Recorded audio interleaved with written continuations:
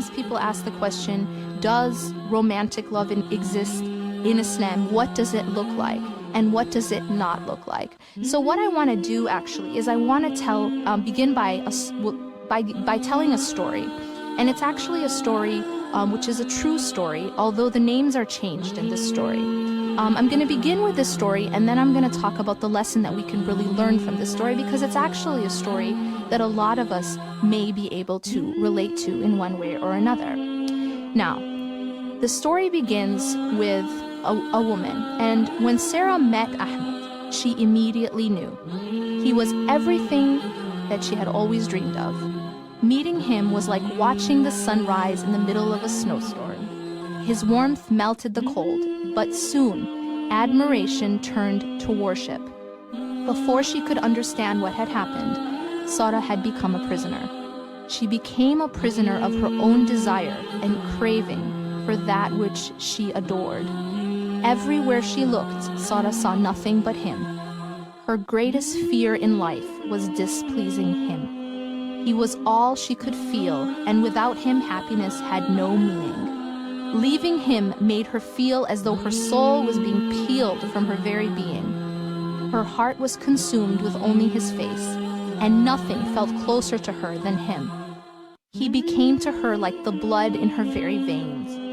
And the pain of existing without him was unbearable, because there was no happiness outside of being with him. But Sarah thought she was in love. Everything basically revolved around him. Her greatest fear in life was displeasing him, and she didn't know any kind of basically pleasure outside of being with him. Now, here is the irony. Sarah thought she was in love. Sarah had been through a lot in her life. Her father walked out on her when she was a teenager. She ran away from home when she was 16. She battled drug and alcohol addictions. She even spent time in jail.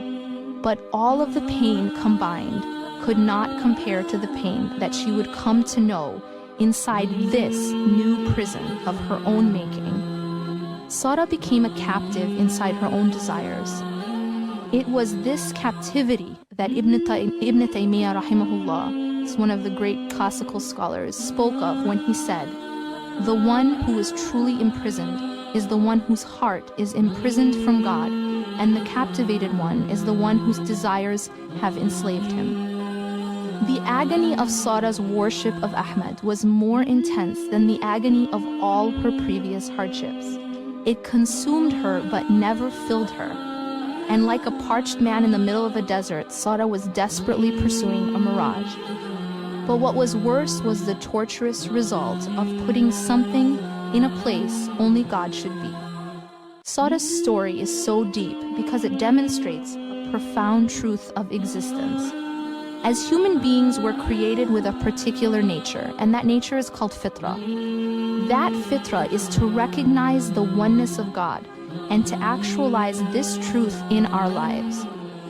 Therefore, there is no calamity, no loss, no thing that will cause more pain to us than putting something equal to God in our lives or in our hearts.